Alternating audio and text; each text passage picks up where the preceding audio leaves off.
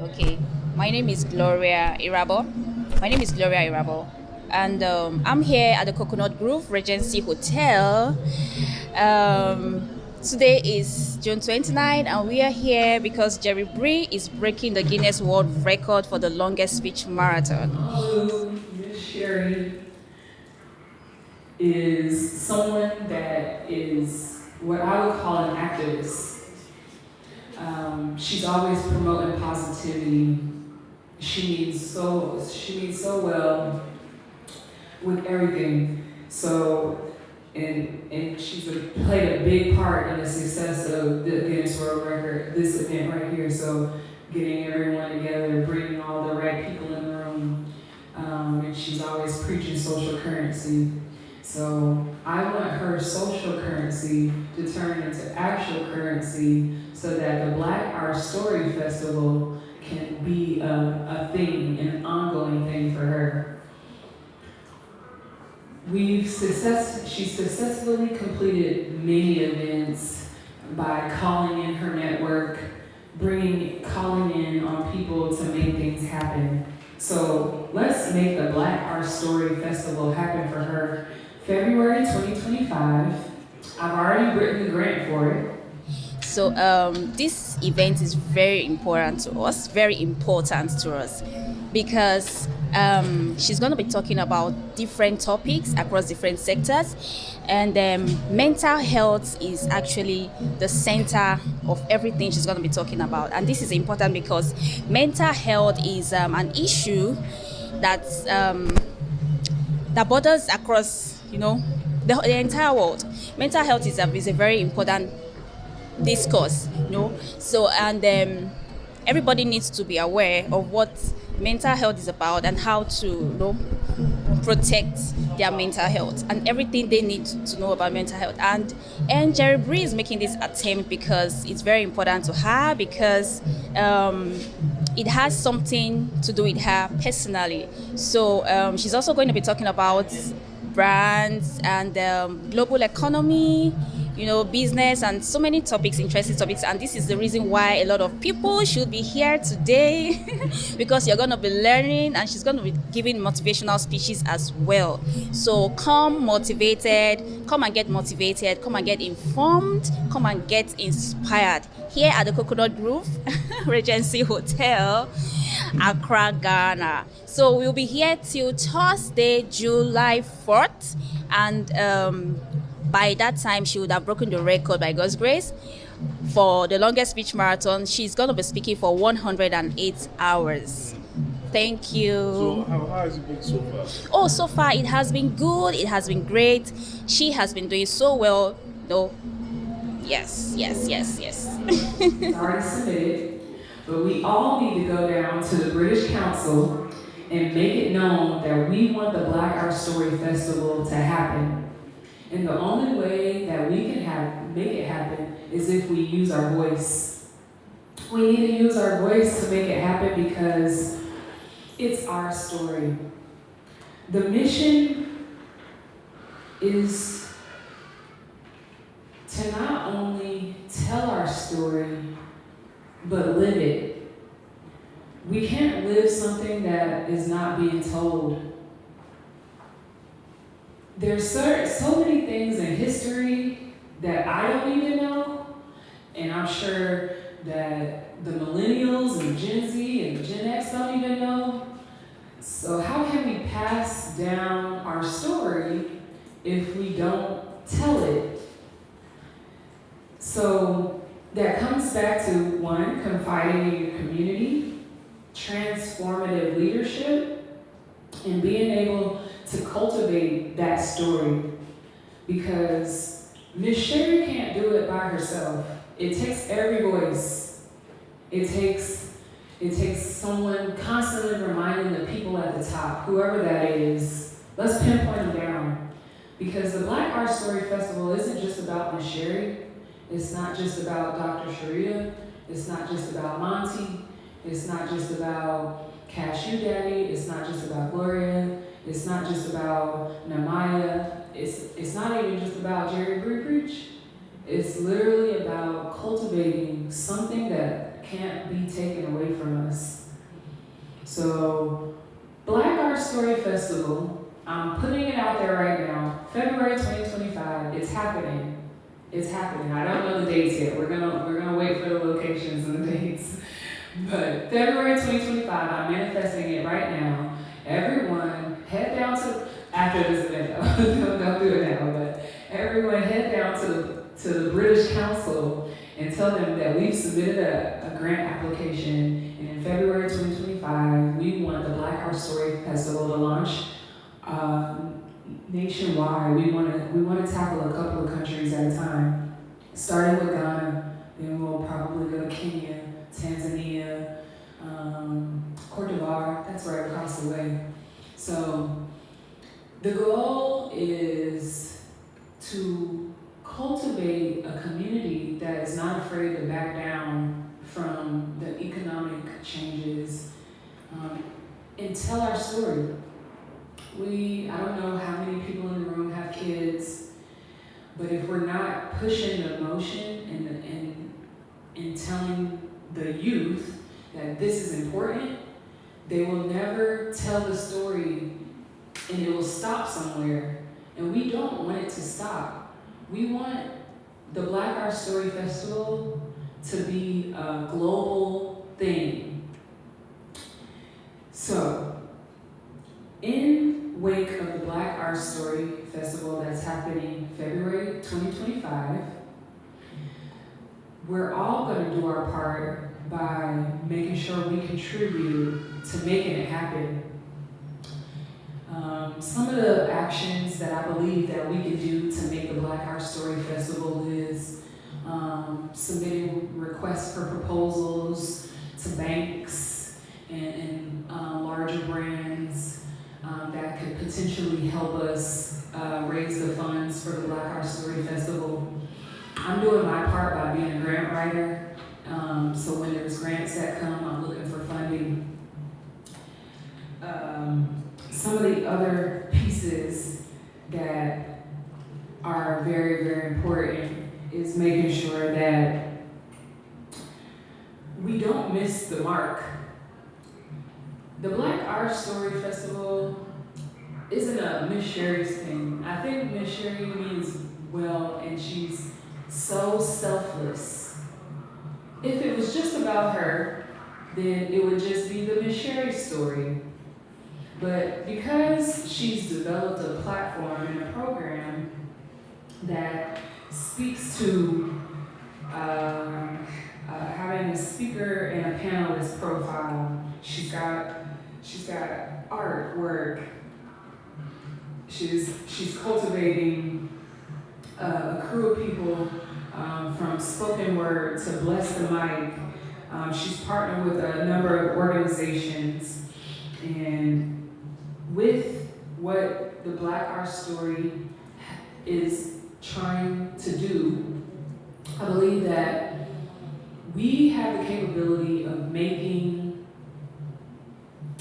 history our story, as she would say.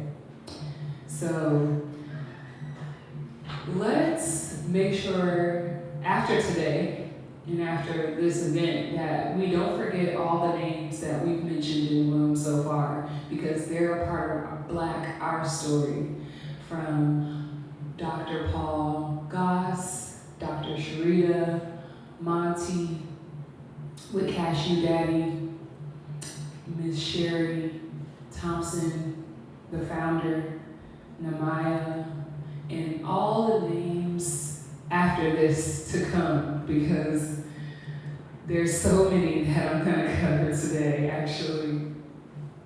So, because Black Our Story doesn't just apply to African American culture, it applies to African culture, it even applies to the minorities that that are not recognized as African American or African, maybe Latino, Afro-Latino, Asian, any groups that are minorities. We want to be sure that we begin to take note that if we don't tell the story today, and we don't express ourselves, and we don't let the youth know, then we may miss the moment and it will go above people's heads. So, the Black Art Story Festival, I think last year, happened here at Coconut Grove Regency Hotel. So that's 2 times to the Indom group that has been so supportive in doing something very impactful. So some of the activities that are a part of the Black Art Story Festival is health and wellness, resisting enslavement, agriculture and food security, fashion, textiles and accessories, and e-games, and children activities that will be supplied online and through Gen Z. So it's Gen Z, Z-E-D, Africa Podcast. I'm excited because one of the quotes that we need to remember is exactly what she has said so far, which is, we don't need to go down in history, we need to blow up our story. So, I'm doing my part. I'm Jerri Bre, and I'm working on blowing up the story right here, right now. So I'm excited that everyone's here, and I thank Ms. Sherry Thompson so much for, one, developing our story and giving us the opportunity to tell it. So, we're gonna take a 15-second break, a 15-second pause, not a break, and I'm gonna talk about the next topic, which is right here, which is 500 degrees.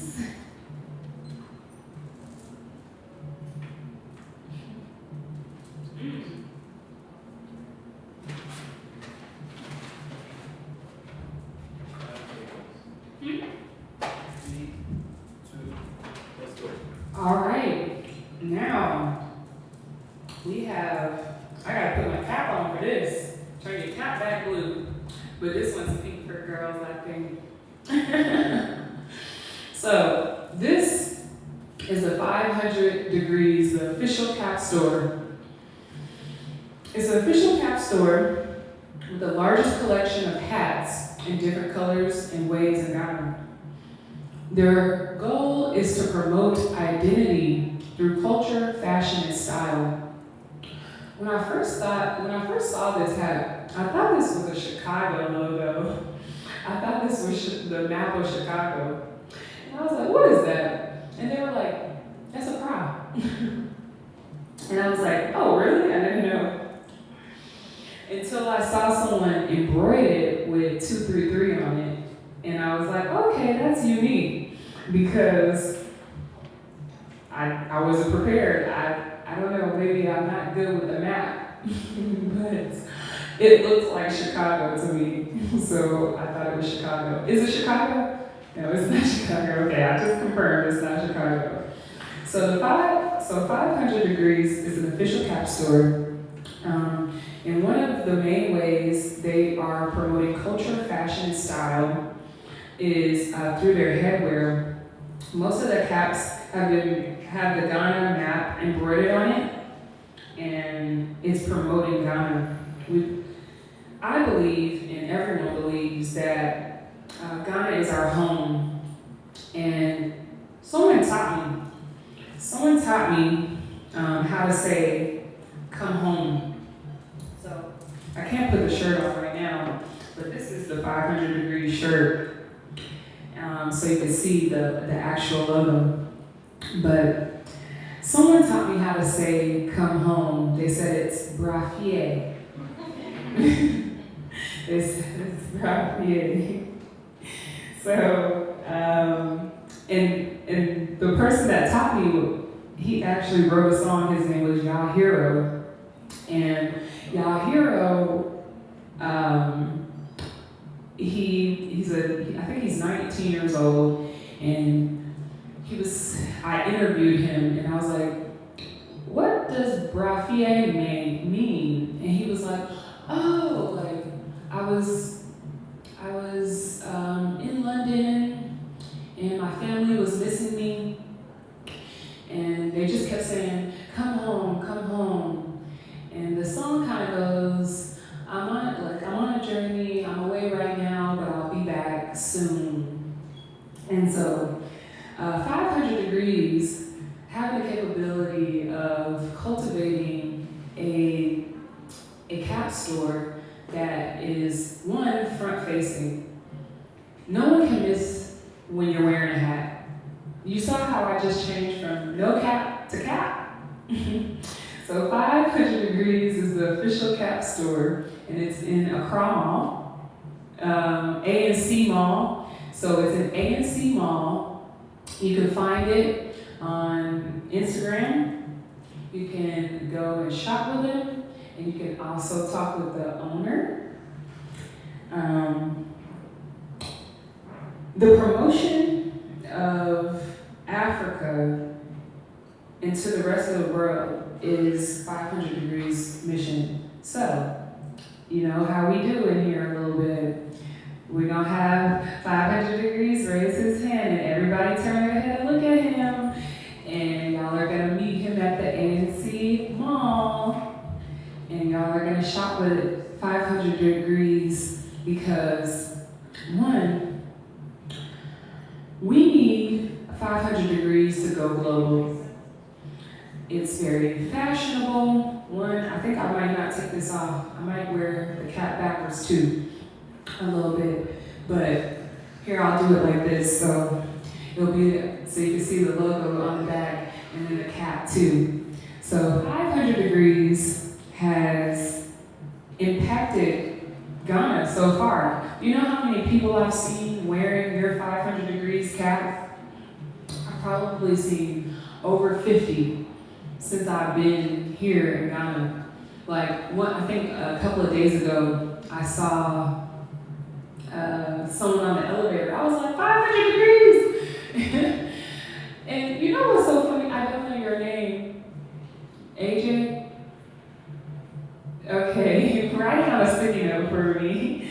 But yes, so I just been calling you 500 Degrees because I was like, 500 Degrees, yeah, 500 Degrees. But I've seen 500 Degrees everywhere over Ghana. So that's how you know we're there, because one, I'm rocking a cap. And two, each component of what we're doing is a part of Black global economics.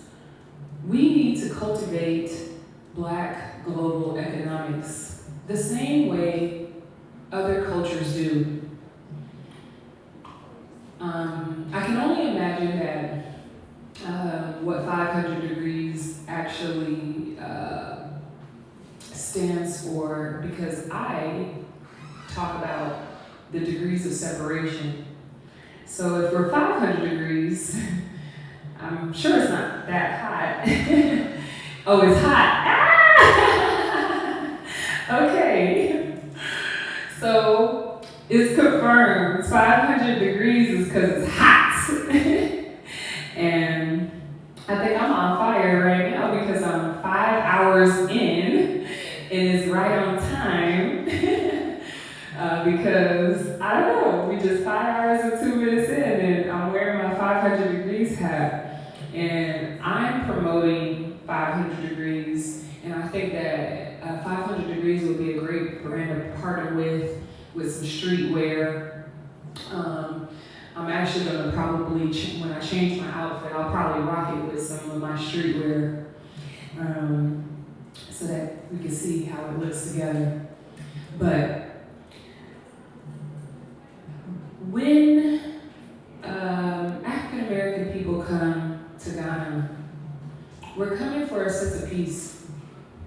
coming for a sense of belonging.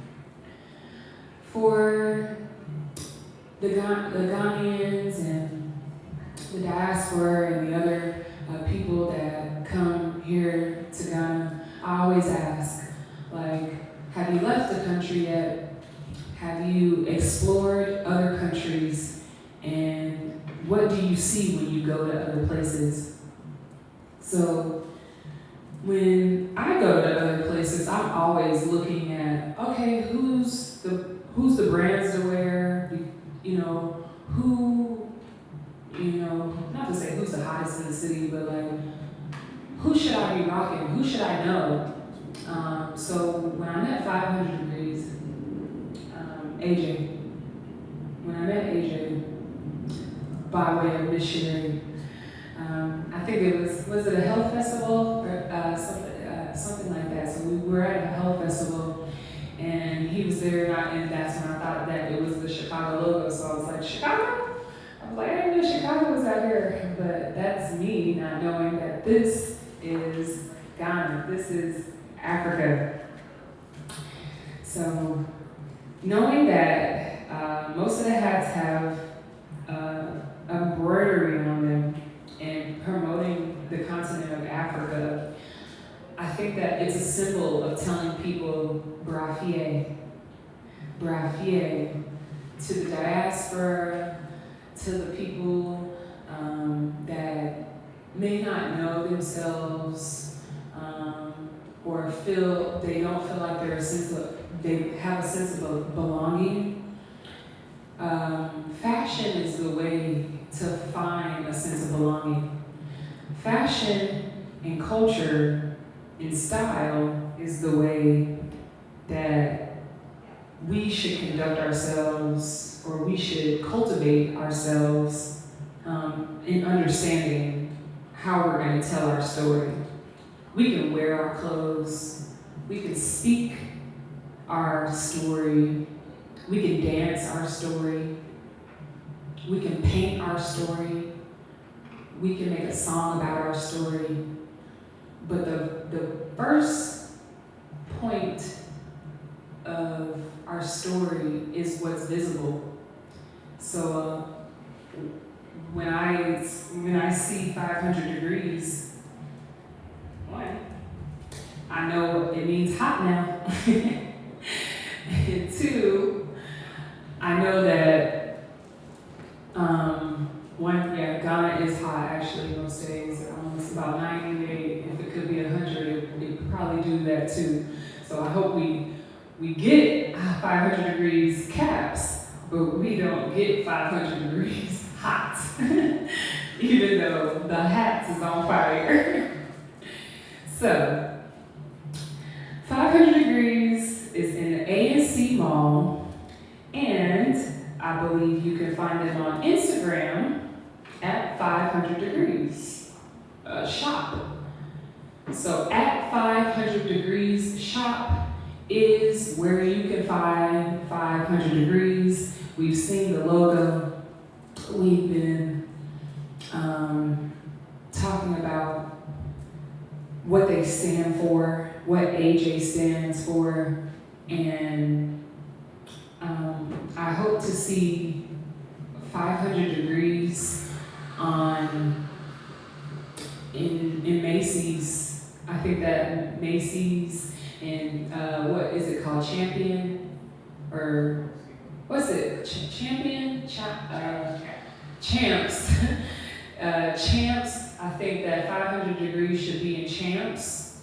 I think that 500 Degrees should be aligned with most of the streetwear brands, especially like Free to Youth. So Free to Youth and 500 Degrees coming together and doing a collab design would be something that would be cool. And if you know 500 Degrees is hot, then you know Free the Youth is Joey Lit. But we're not there yet. We're still on 500 Degrees.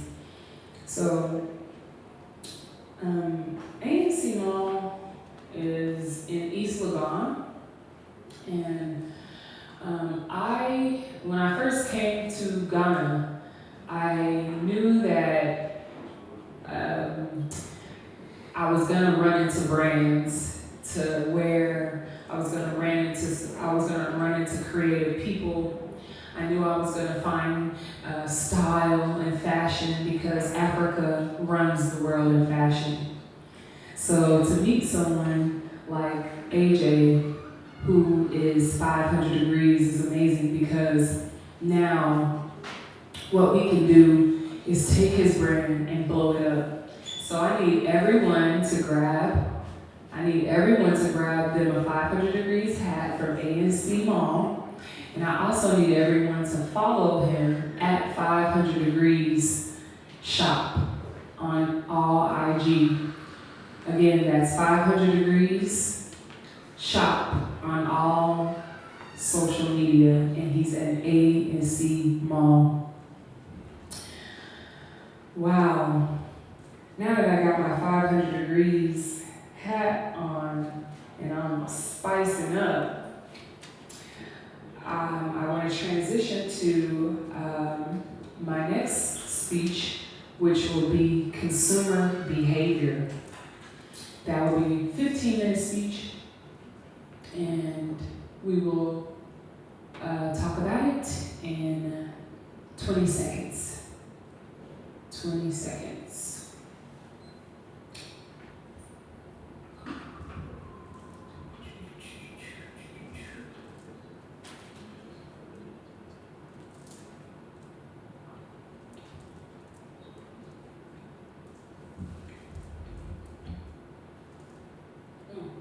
All right.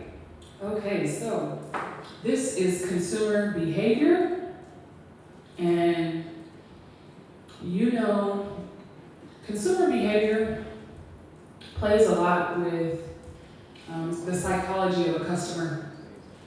I learned this a long time ago. People buy what they know. People buy what they see other people buying. Like Coca-Cola. If a person is a Coca-Cola drinker, they'll never drink Pepsi. They like the taste. They might like the smell. They might like the presentation of the can. They might like the marketing. Remember, we talked about the importance of marketing.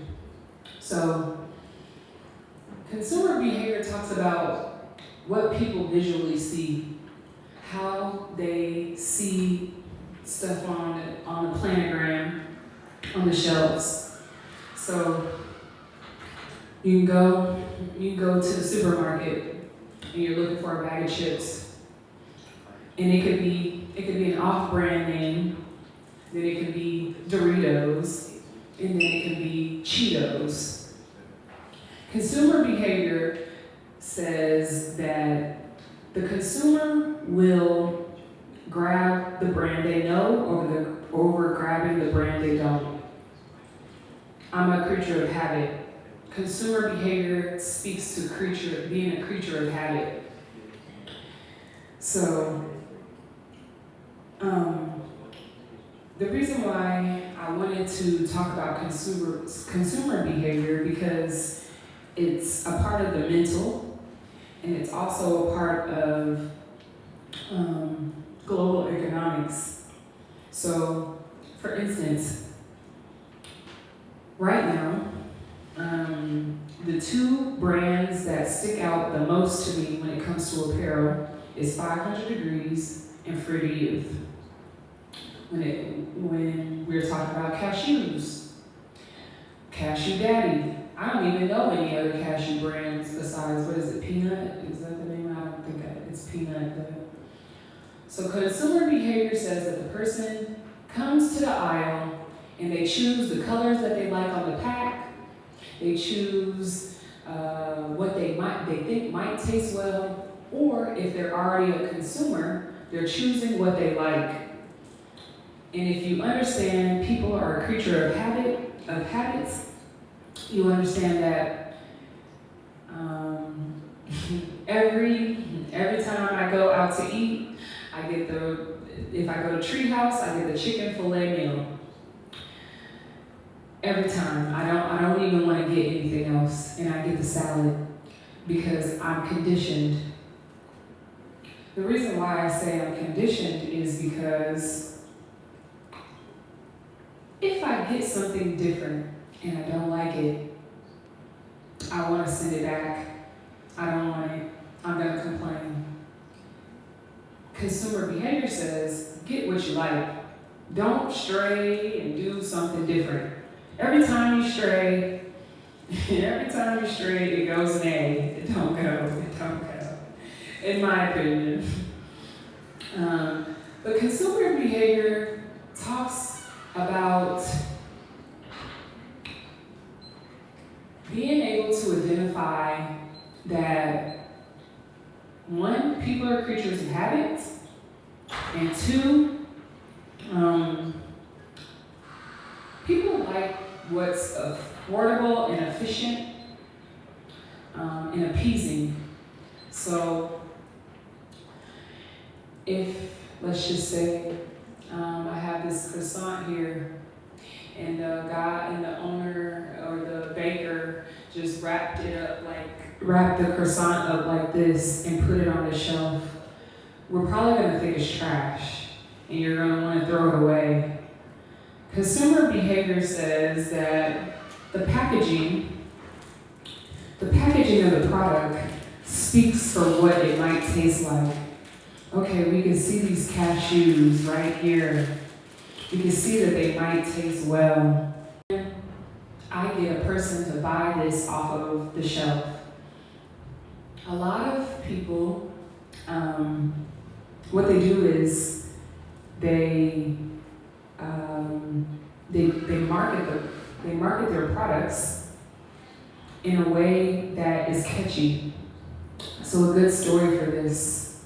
Oh, I should tap the computer.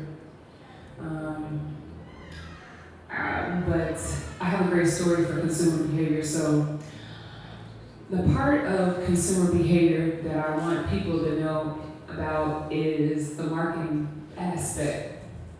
So for instance, there's a brand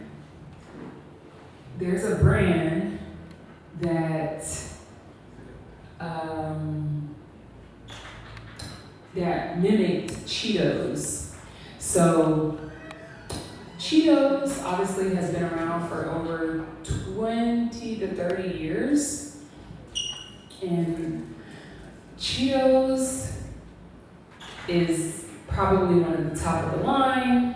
Everybody knows Cheetos.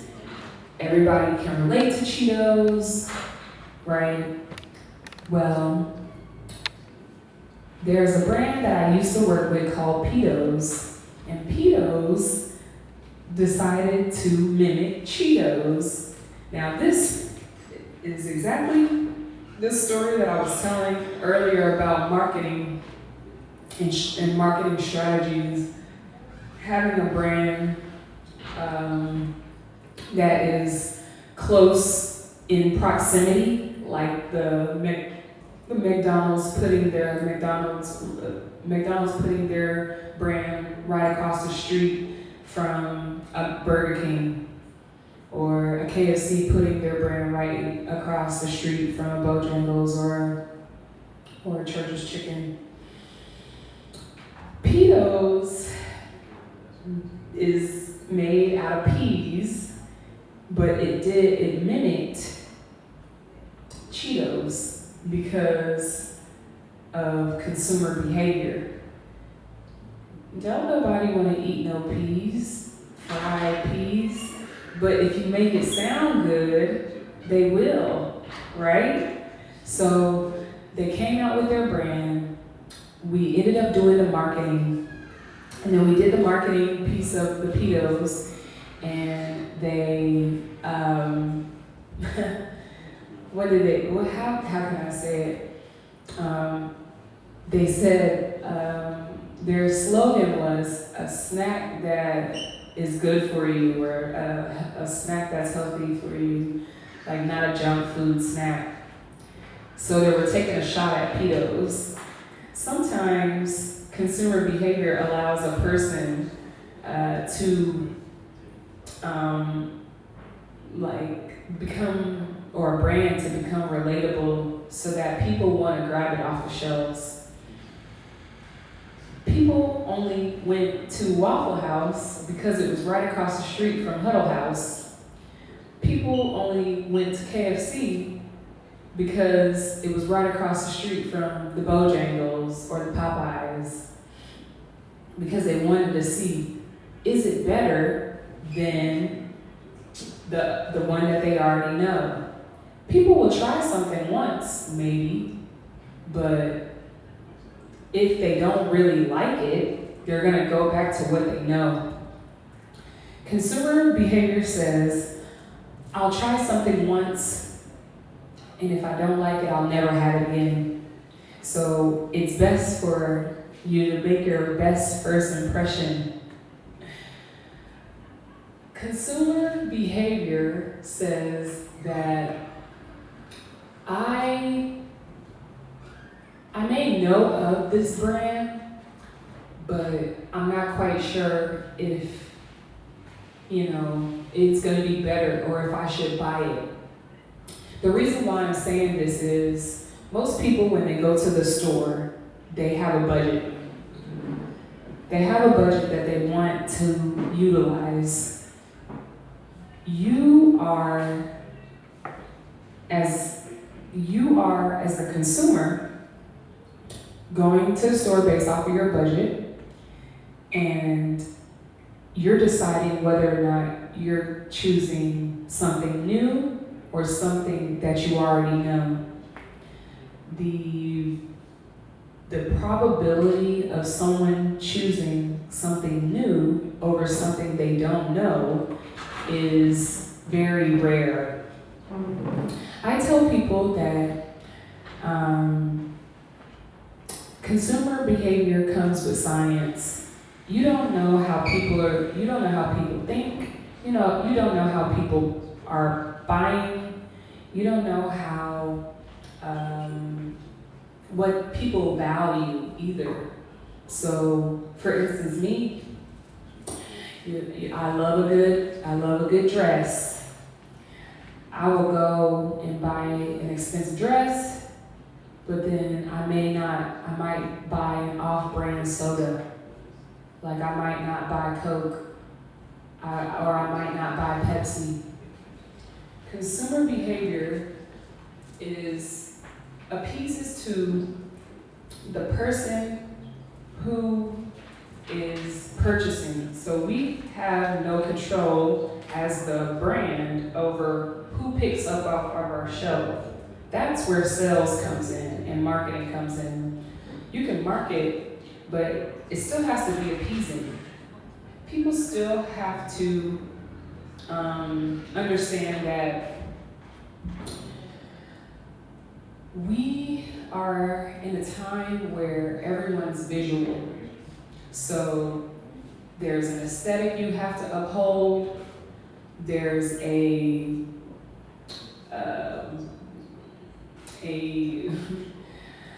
look that people are going for, and if it doesn't look that way, they're cutting it off, right? So consumer behavior says, have a brand that looks really nice.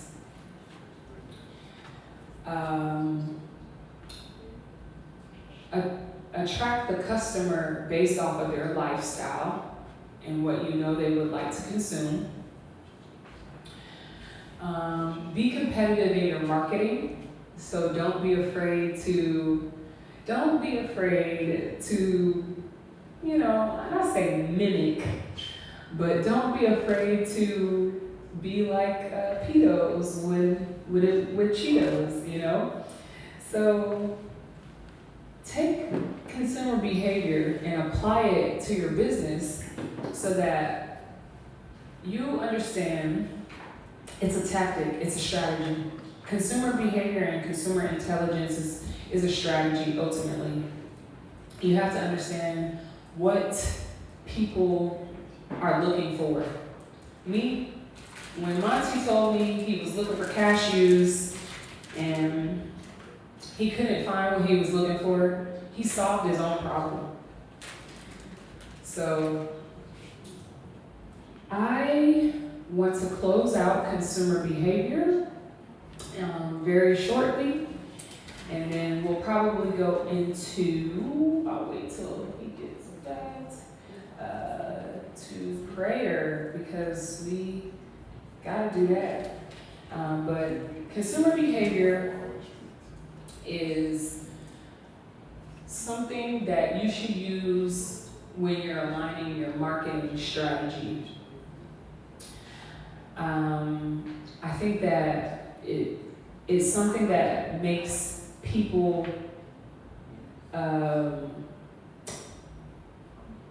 second guess. So if I'm on the aisle looking at the planogram and it's Cheetos and Doritos, it's what do I have a taste for? You know, Doritos has got that flat, crispy triangle look. Cheetos got that puffy look. Not puffy, but they got the puffs. And then they have the other one that's like kind of crunchy. So, consumer behavior says, what does the person's stomach feel? What do they see themselves wearing? It's literally like a look, taste, feel, smell. Like you use all your five senses to understand consumer behavior. Okay, consumer behavior is done, and I wanted to note that I'm going to do a little rush, so we're going to try to cap out for the next 4 hours. But should we take a break? Let me know. Let me know now if we should. Yes? You need it? Okay, I can go. But I was just going to go for the next 4 hours. I was going to try to do a little run. After the 5 minutes break. Okay, so we're going to take a 5-minute break. And when I come back, I'm going to do my first stretch where we about to get ready to really dive into these topics. So I guess I should give y'all a little bit of music on our 5-minute break and come back ready to hit the ground running.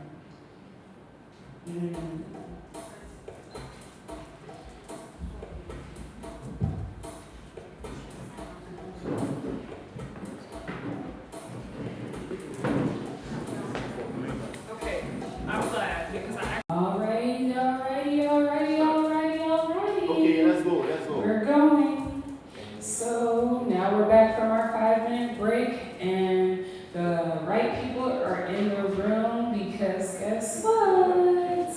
We're going to start talking about a few more mental health and health components that we need to definitely tap into. And so, there's someone in the room that is a part of my care team. But before we go into him and what this topic is, Dee's Divine Touch. Okay, so this is all going to tie back. So Dee's Divine Touch is actually part of my care team.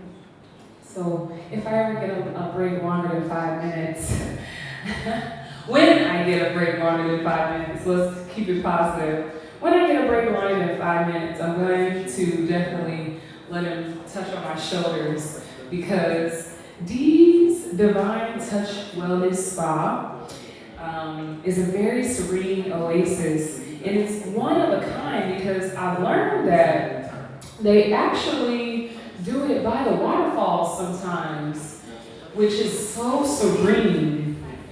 And I've never had a waterfall massage before, but Dee's Divine Touch is a holistic blend of relaxation. It's supposed to be meant for rejuvenation, offering a range of treatments tailored to soothe your body. So I know, I'm pretty sure when I get to about 108 hours, my feet are gonna feel like stones, and gonna need some deep tissue massage, and I will be calling on Dee's Divine Touch. So the purpose of Dee's Divine Touch is to invite you to escape to and treat yourself to a little piece of heaven. So it's meant to be, it's meant to feel like really warm and welcoming and soothing. So for me, I love the sports massage. Like, I be telling the ladies to bend me right up. Like, I be like, crack me, bend me, break me. Because I actually have a muscle condition that I suffer from. There's a few. Fibromyalgia is one. It's a mental thing, and then there's just having like something like scoliosis. So I've gone to chiropractors and things like that, and I could say that Dee's Divine Touch isn't a chiropractor. I don't think so, but you could find them when you visit Ghana. The reason why I'm saying this is because they have different types of massages. They have the sweetest massage, they have the deep tissue, the sports massage, and the waterfall massage. Now the waterfall massage, I saw it personally, and I was like, those girls out there I don't think they want to leave the waterfall because it was so beautiful. It was like the ambiance of the water falling down. They had, I think, something covering their eyes to create this really sensual space. And you know how when you go home and you got those like sleep sounds, those sleep sauna things, it was literally that in real time. They were down at the waterfall with Dee's Divine Touch, and those ladies were like, I think they didn't even want to leave because it was so beautiful. Like I would say, is imagine getting all of the stress off your body, like travel stress, standing stress, work-related stress, to really get you calm and sensual. So Dee's Divine Touch, one, we gotta do it. He's gonna raise his hand and wave, and we're gonna make sure we book all of our significant others or for ourselves to go to Dee's Divine Touch to get a really good massage, and not just a massage, like an entire experience. I'm someone that likes to go sit by the beach and listen to the water. So imagine getting a Dee's Divine Touch massage at the waterfalls, listening to the rain drop, being able to have the capability of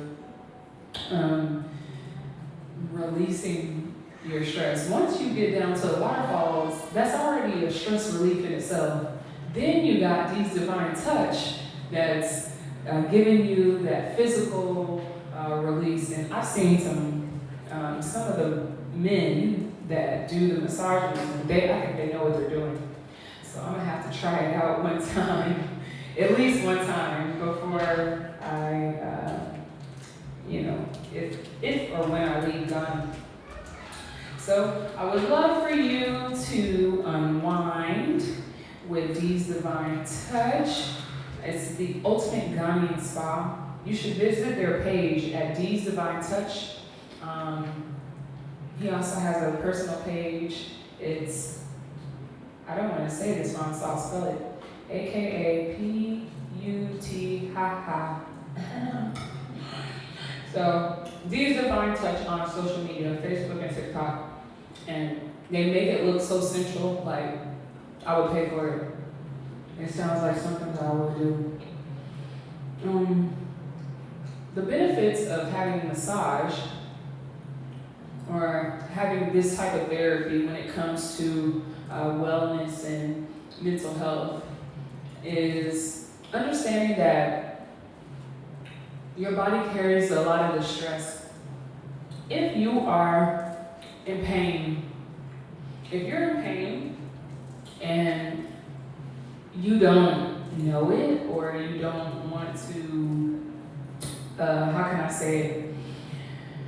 You don't get the stress off of your body, it could cause you to be angry. It can cause you to be frustrated. It can cause you to, I don't know, act out of character. Like, I had a pinched nerve one time, and I was like, everybody gotta go. I can't do it. If the pinched nerve doesn't go, everybody gotta go. And so I try to tell people that doing massage it's an art.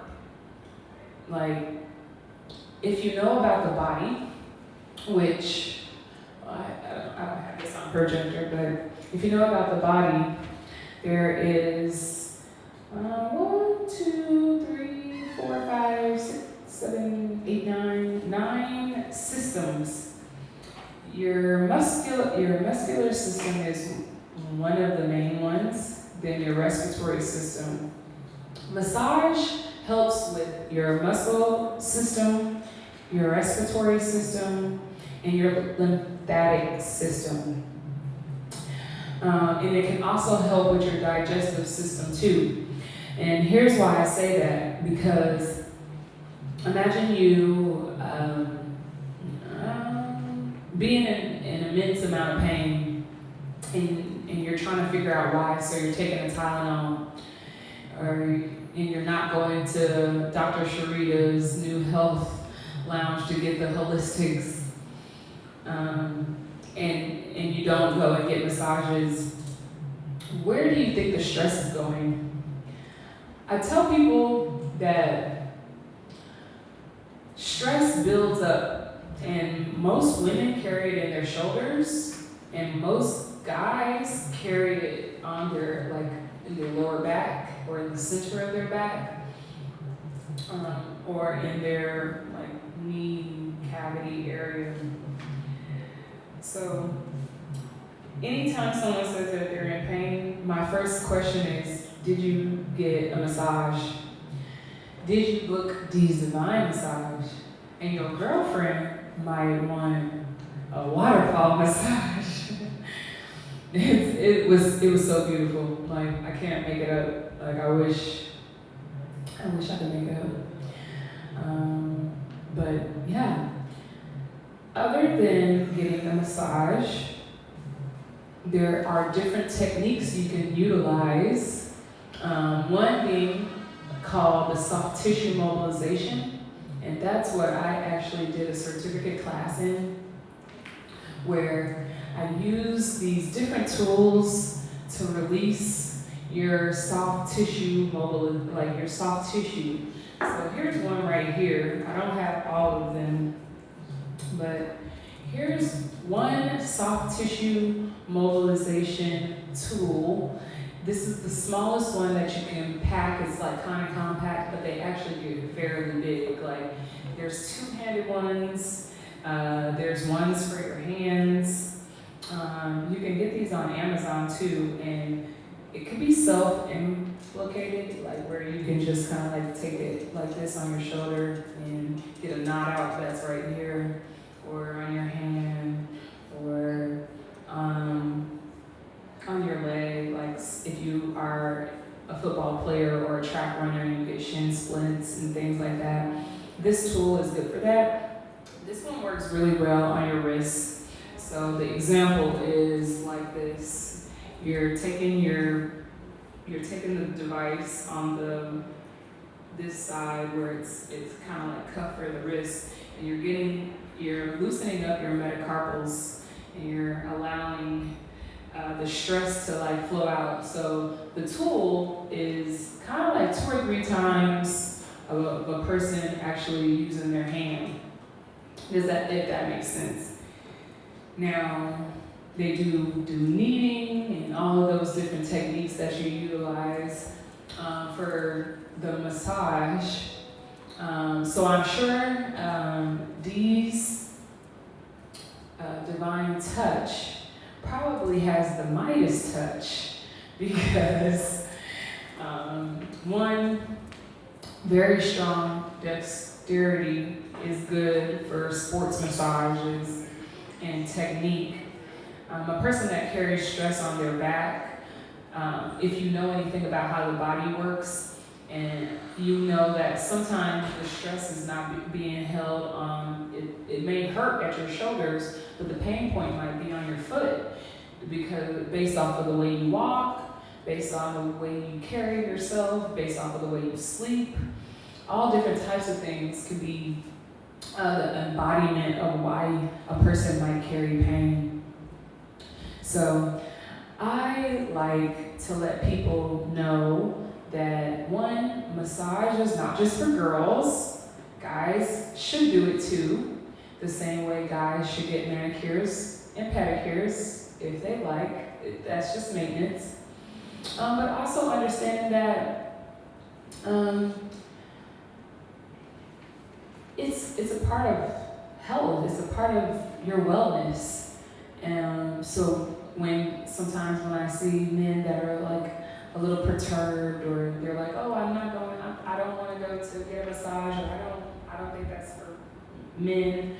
I'm always asking, how do you feel about like physically every day? Like, how's your body actually? Because the reason why these questions are being asked is because if you don't take care of your body, you will start to see that you're no longer limber. Agility is a long-term thing. So I tell people that you should stretch each area of your body for at least 2 minutes apiece. So each wrist, 2 minutes. Were hurting. My foot was hurting. Do some soft tissue mobilization on it, but it's nothing like if you actually physically get someone that knows what they're doing and the pressure points on your body to help you with the way that your body should feel. Like your equilibrium could be off if you don't utilize it properly. Like if you don't do the massage properly. Let's just say you do one side of the body, you do half of your body, you massage half of your body, and you don't massage the other half. You will be so upset. You will be so upset that you only got half of your body massaged that you'll probably like cause a riot. So the importance of soft tissue mobilization and massage is what Dee's Divine Touch practices. So you should definitely follow them on Instagram and TikTok at Dee's Divine Touch, and meet them down at the waterfall, because I think that's a significant thing that you can tell your guests, or tell people that you know. You could tell them to come and check out the waterfall, like come and get a massage, Dee's Divine Touch.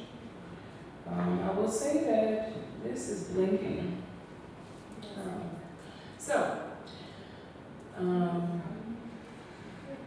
So I intertwine Dee's Divine Touch and soft tissue mobilization. And while we are on the soft tissue mobilization and understanding how the body works, it's important to know that while you are on a wellness journey, not everyone is a master at their craft. You want to leave feeling relieved. You want to leave feeling renewed. And you also want to have a sense of like serenity. clients, that can show you proof of concept, that can teach how to do some like releases at home if you're not able to get to a chiropractor. That's always my go-to. A chiropractor is to go to get a massage. That's my best suggestion when it comes to healing. Sometimes, like what used to happen to me was I used to get really foggy brain, and I wasn't able to like think straight or think properly because my body was hurting or I had a headache and I couldn't process the pain. So I ended up taking like going to the chiropractor, getting the 15-minute massage, then letting the chiropractor do an adjustment. Now, if you don't know what an adjustment is, it's literally heaven on earth. It's the step right after D's Divine Touch. So you go do the D's Divine Touch, and then you go to the chiropractor, and the chiropractor puts everything back in place. I would like to see, raise your hands if you've been to a chiropractor. Monty's been. Anybody else been to a chiropractor? Okay. Dee's has been. Nobody else has been to a chiropractor. I'm amazed. Out of the percentage too, so that's I guess that's pretty good. Well, run, don't walk. Run, do not walk to the chiropractor, especially when you get a good one, because it's the ultimate like relief. Like you work for 10 years, depending on what you do. Let's just say you work at a computer. You work at a computer all day, you're hunched over. You're hunched over like this on the computer. Or maybe you work in machinery, in manufacturing, and you're standing all day. And you're doing this and you're doing that. Oh, or you're operating a camera and you're holding heavy equipment. And your shoulders might be hurting to stand.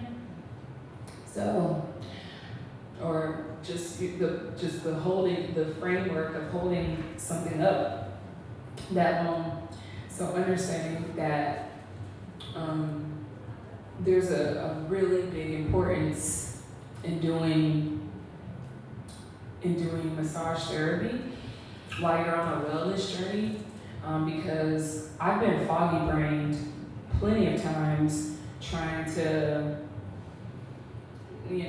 figure out why I don't feel well, and then I'll just go get a massage, and then I'll go to the chiropractor and I'll be like, oh, okay, that was what I was missing, now I feel renewed.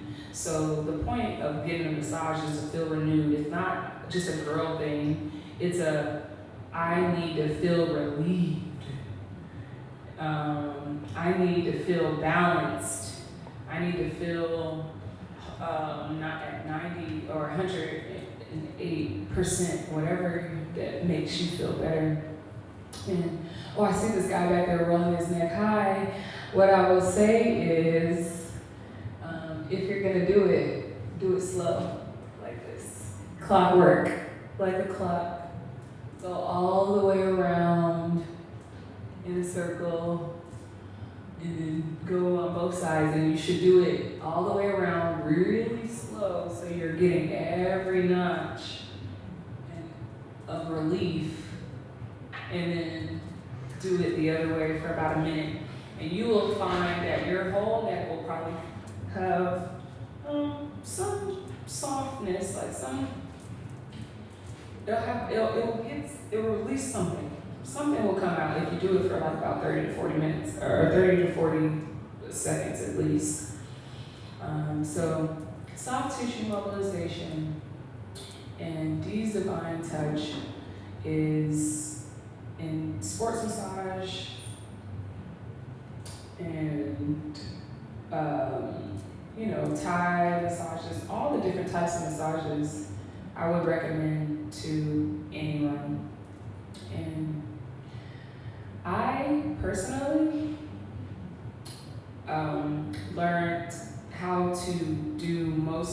stretches myself. So I don't know if someone wants to borrow this little thing. Now this little thing works wonders. Does anyone know how to use this? Oh, y'all do, okay. Okay, everyone knows how to use it, yeah? Okay, so I use this is a decompression thing, and this opens up everything. I can't show you right now, but I'll do it on my break. I have all these little different devices that I use in my wellness journey that keeps me, I guess, looking young. This one is, still quite haven't figured it out, but I think it's for your back, or like you utilize it like this. So you take this and you utilize it like this on different parts of your body, so that you can release some of the tissue and the flaccid that kind of hangs around that point. So, yeah. I am going to transition to my next topic, which is going to be 10 minutes of digital health and telemedicine. Right before I pop into release and living in your purpose. So we're going to take a 20-second pause so we can prepare for digital health and telemedicine.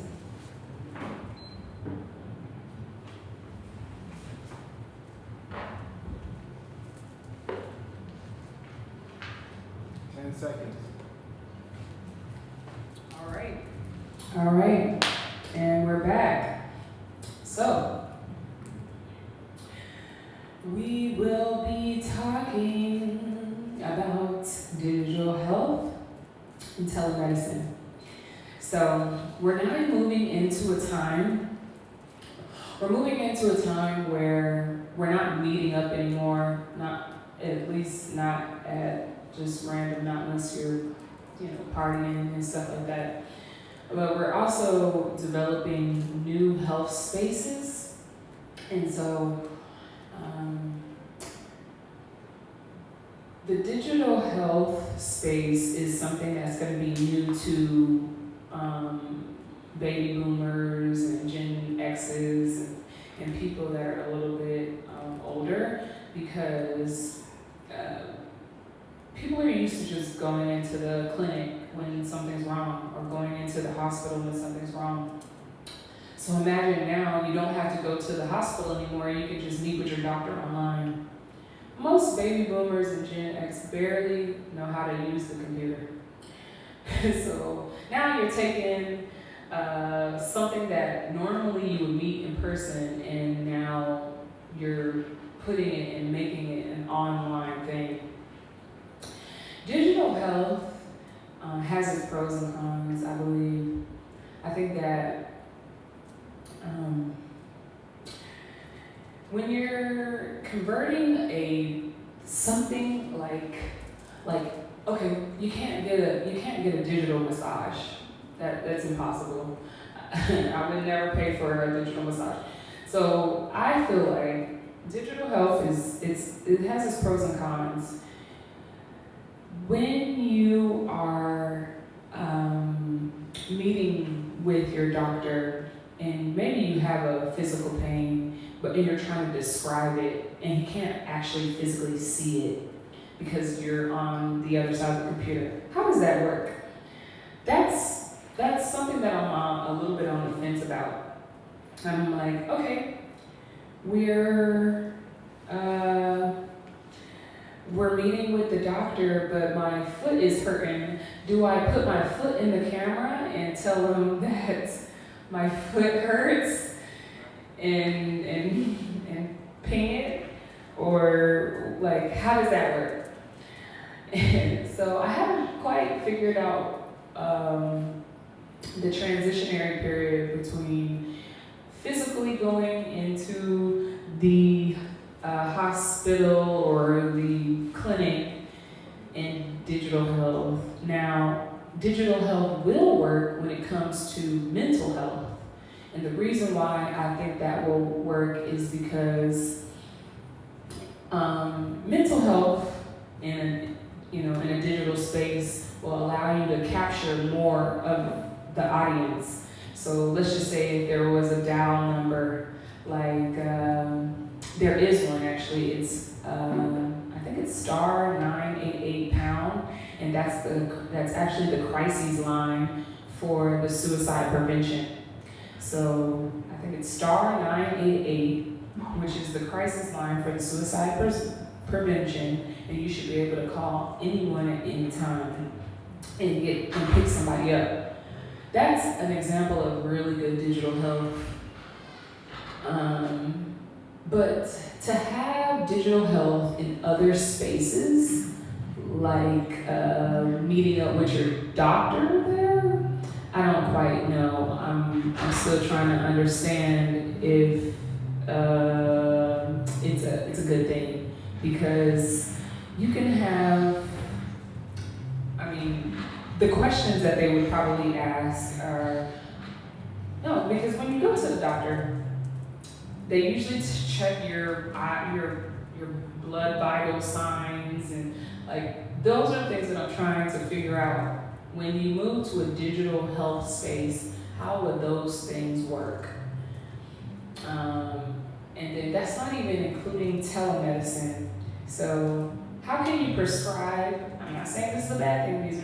These are just I'm asking myself, and I'm asking everyone to collectively kind of think about it. But how can you say, okay, hey, I have a headache, and the doctor can't physically see you, he could just see you on the screen, and now he's prescribing you Benadryl because you told him you had a headache, and that was the symptom, and that was the result. The result is now you need Tylenol.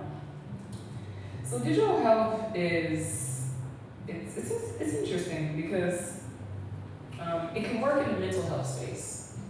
I think that having access to a number that they can utilize to call, or maybe they can do a psychologist, like meeting with a psychologist virtually, something like that. That works. But when we're talking about actually, a family practitioner, where normally what they do, tap on your knee and make sure you know, make sure your knee is still have some flexibility to it. I don't know how that would work completely, but we're not saying that no, but these are questions that we should be asking when we're moving forward in the direction of the economy.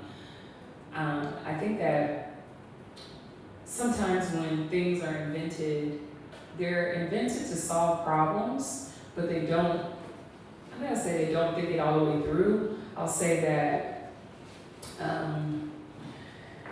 some of these methods are just not usable to people that don't understand it. Not unless you were gonna give a person like a full body scanner, like you're installing okay, well, technology is advancing, so it could be. Technology is probably advanced enough to do a full body scan, but I don't know yet. Like to do a vital scan, I don't know if phones can do a vital scan yet, but I think that might be the direction in which technology might end up if we're moving to a digital health space where doctors don't physically have to see the patient, they just do a scan. And AI is doing a lot, but that's another topic. Telemedicine is subjective, in my opinion. I don't think it's mandatory. I think that if you really need care, you should probably go to the hospital or to the clinic so someone can physically look at you.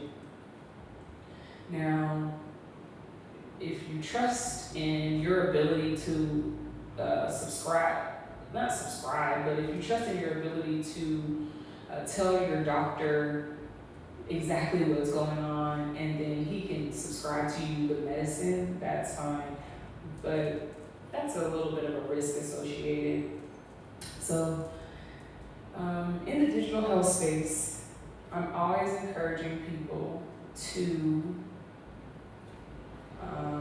be cautious, not unless this is like a virtual meeting, online meeting with a mental health specialist, which I believe there's tons of benefits for that across the globe right now. There's probably about 3.5 million people that have called into the suicide crisis hotline. And we are not, it's very private too. So it's a private thing where no one can relate. You don't know the other person on the side of on the call. They just pick up the call and they answer, and it's giving you a chance to talk. So remember, we were talking about cultivating like a confidant, where you have a safe place for you to go. And I think that that's a start. A call line is a start to creating a digital health space where people are being able to get their questions answered or feel a sense of relief right away. So that's the pros to digital health to me in telemedicine. And that is the end of that speech. And we will take a 10-second break because we will talk about living in your means.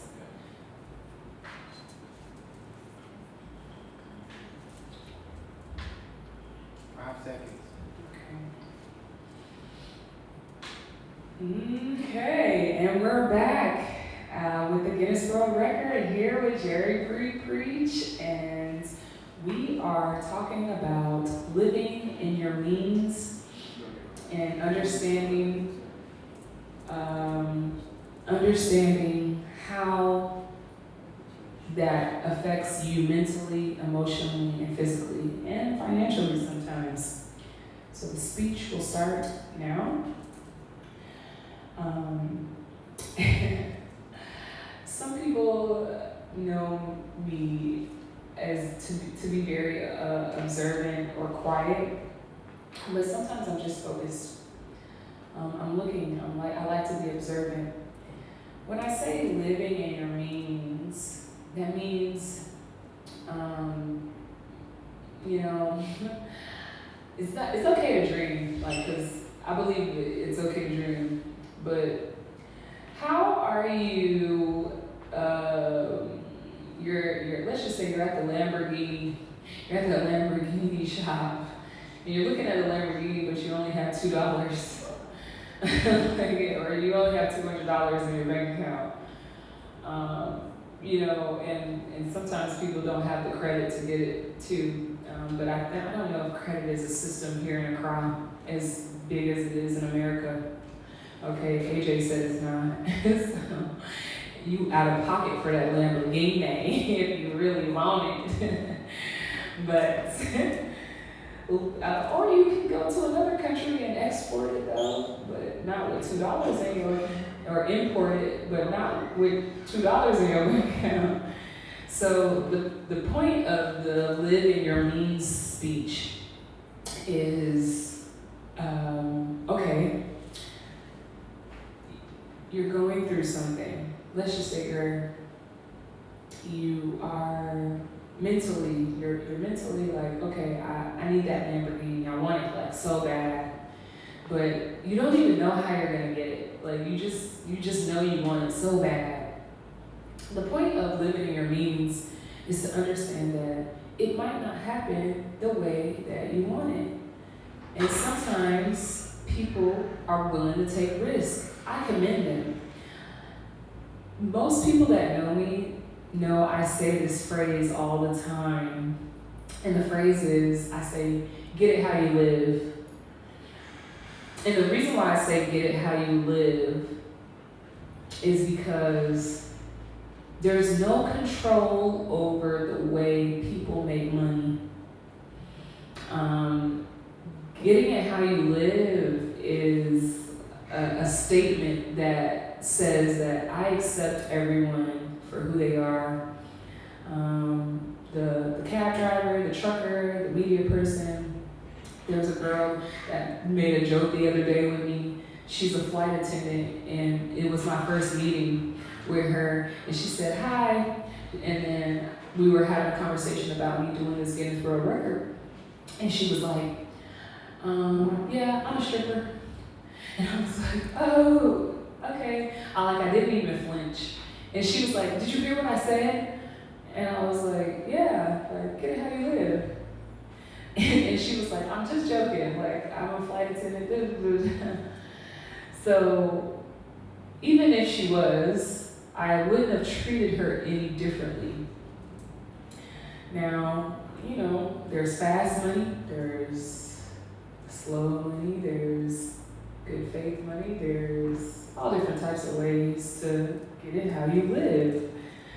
My hands are up because the basis of this is, as long as you're living in your means and you're not being unrealistic. Sometimes the mental health reason why people are so unstable in society is because they're not living within their means.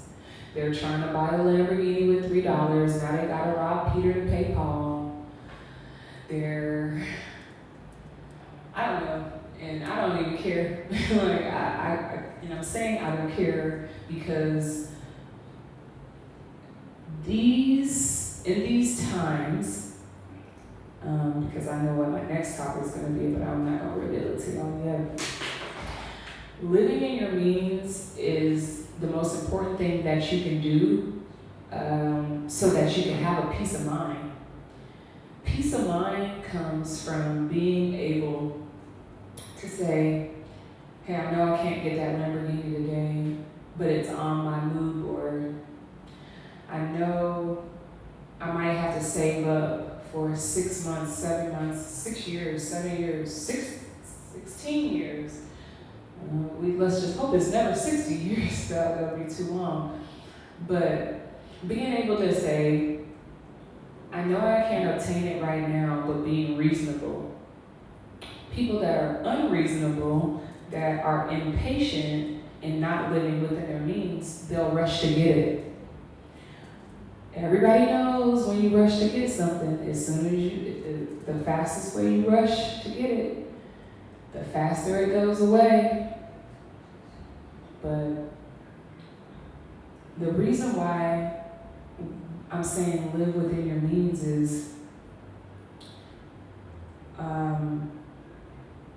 don't look at the next person and be envious or jealous of what they have.